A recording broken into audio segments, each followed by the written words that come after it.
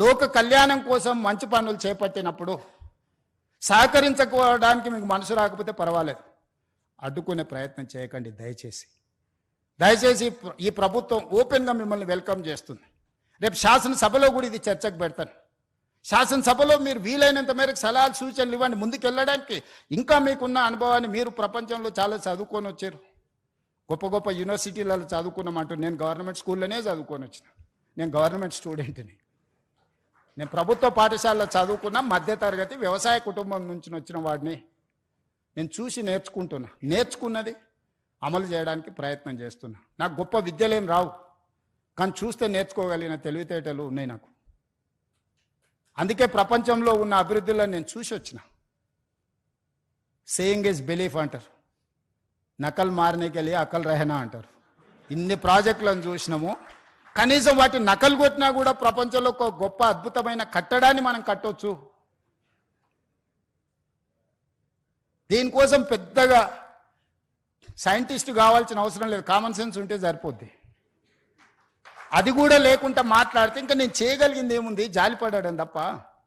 నాకున్న అవకాశం ఏంది, మీరందరు సలహా చేయండి, మీరందరు తీర్మానం చేయండి. వద్దు ఈ ప్రాజెక్ట్ ఆపేద్దామంటే I don't have any issues. మీ అందరికి ఇష్టం లేని అభివృద్ధిని నేను ఎందుకు చేస్తాను?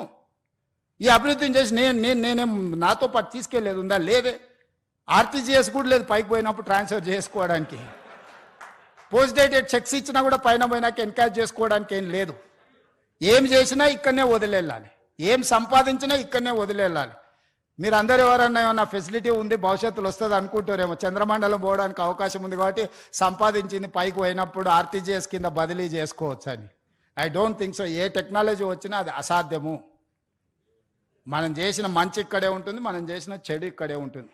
కాకపోతే మంచికైనా చెడుకైనా నేను మంచికి ప్రతినిధిని కావాలనుకుంటున్నా.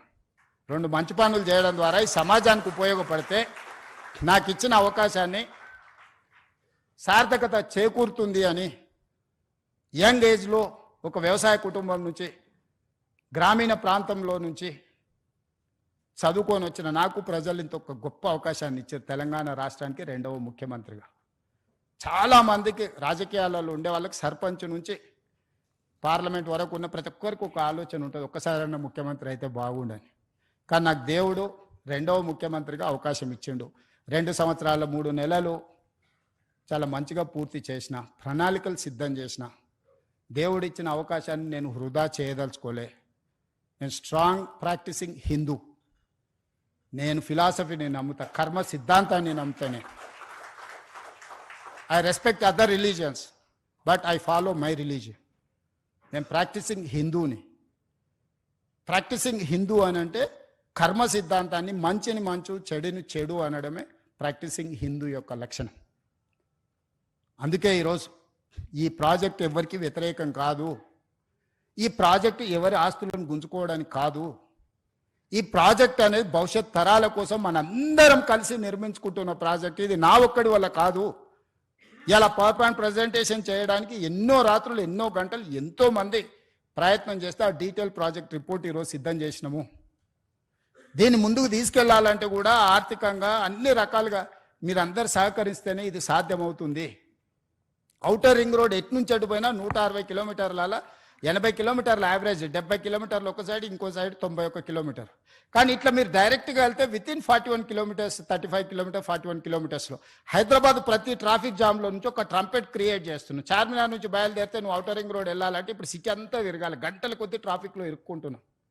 ఇలా డైరెక్ట్ ఆ ట్రంపెట్ మీదకి వచ్చేసి ఫ్లైఓవర్ ఎక్కేస్తే, ఎలివేటెడ్ కారిడార్ ఎక్కితే, you wanted to go Vijayawada or any place, direct గౌరెల్లికి వెళ్ళిపోతావు. నువ్వు ఐటీ సైడ్ పోవాలనుకుంటే ఇటు వెళ్తావు.